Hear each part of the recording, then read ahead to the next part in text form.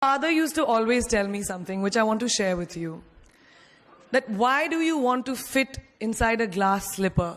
You know, like we were told, like Cinderella did, why do you want to fit inside a glass slipper when you can shatter the glass ceiling? I want to tell you a little secret. I'm not very fond of this phrase, breaking the glass ceiling. Why does it annoy me? Because it takes the context of everything that I have done, all my achievements, all my hard work, and puts it into a box. As if my ambition was, Kire, I want to find a glass ceiling and break it. Not at all. To be really honest, I was never in a mission to break, to shatter anything. All I wanted was to chase my dreams, my ambitions. I wanted to evolve. I wanted to become the best version of me that I could be. And of course, in Priyanka Chopra style, along the way, I wanted to smash and break every obstacle that came my way, which I did. But that does not mean that the glass ceiling doesn't exist. Of course it exists.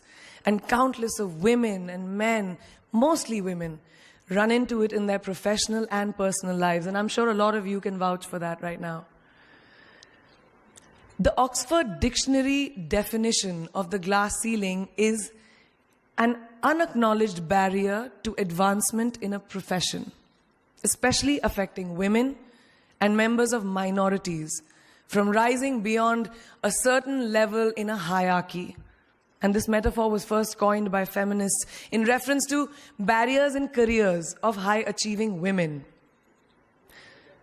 So why did I choose it as my topic for today if I hated it so much?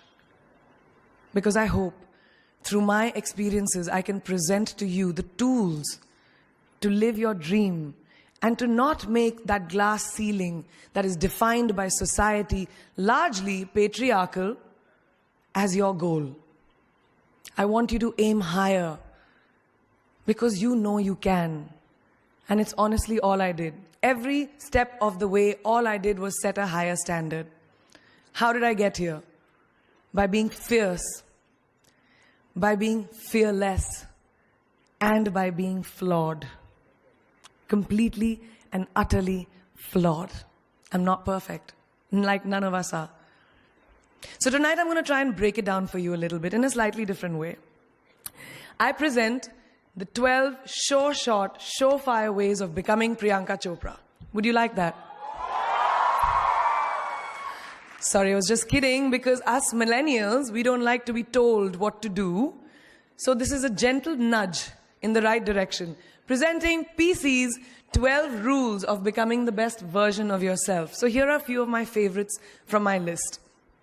There's only one you, okay? Because there's no one like you. And I don't mean the superfluous, superficial parts. I'm talking about the core of you, who you are inside, your values, your beliefs, your flaws.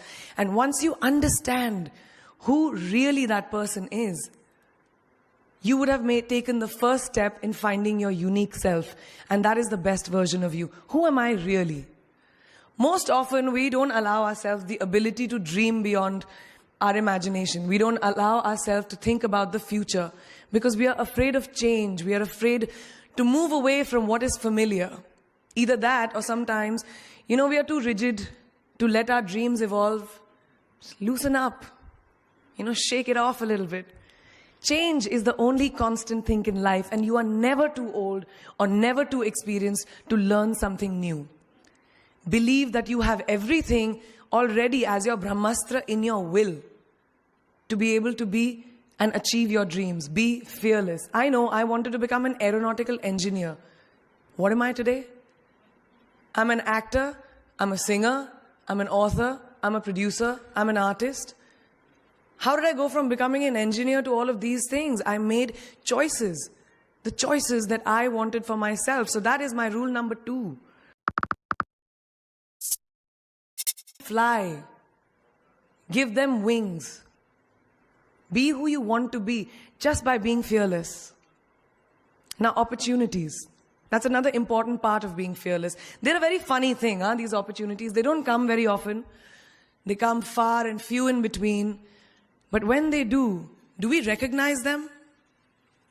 Our job is to recognize them and make the most of them. I look back on all the things that I've done and I marvel at the opportunities that came my way.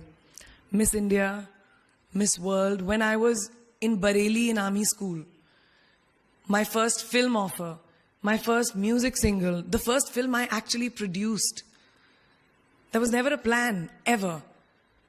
More like the universe sort of guiding me towards these opportunities. All I had to do was recognize them and make sure I worked so hard that I squeezed every drop out of these opportunities. This, ladies and gentlemen, is called drive. It's called ambition. So no matter where you are in life, rule number 3 is you have never arrived enough to explore new opportunities.